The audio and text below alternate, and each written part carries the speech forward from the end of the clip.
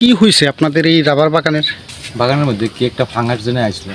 তারপরে rubber board থেকে আমরা গিয়েছিলাম, রাবার বোর্ড থেকে লোক আইসে এসে দেখে সেটা কইছে তারা ওষুধ দিয়ে স্প্রে করুন লেগে, পাতার মধ্যে ওষুধ স্প্রে করুন লেগে। তো পাতার মধ্যে ওষুধ স্প্রে করতাম গিয়ে তো তারা হয়েছে গতবার তো ওই আমরা দিকে হয়েছিল, অন্য দিকে হয়েছিল। তারপরে তারা ড্রোন দিয়ে সেটা দিছিল। তো এইবার তারা কইছে ড্রোনের ব্যবস্থাটা দিব না, আইতো না, এটার বিষয় নিয়ে কোনো কিছু বুঝছে। আমরা নিজেরা একটা দিয়েছিলাম, মেশিন দিয়েছে, আমরা নিজেরা মেশিন কিনছি, কিনে এটাকে ওষুধ দিতেছি। মানে কালকে আমাদের এক্স-এমএলএ সেটা তাই নিয়ে আমরা আশ্বাস দিতে যত তাড়াতাড়ি পারে এটা করে দেবো, সুবিধা করে দেবো, কৃষকদের লাগে উপকার করে দেবো, এতটুকু আশ্বাস দিয়ে গেছে কালকে। এই যে আপনারা এখন যে বীজ যে দিতেছেন, এই মেশিনটা বা ওষুধগুলো আপনারা কীরকমভাবে করতেছেন? ওষুধগুলো তো দাম প্রচুর। 500 ml ওষুধের দাম হচ্ছে 600 টাকা। 500 ml ওষুধ দিয়ে 100 লিটার জল হয়।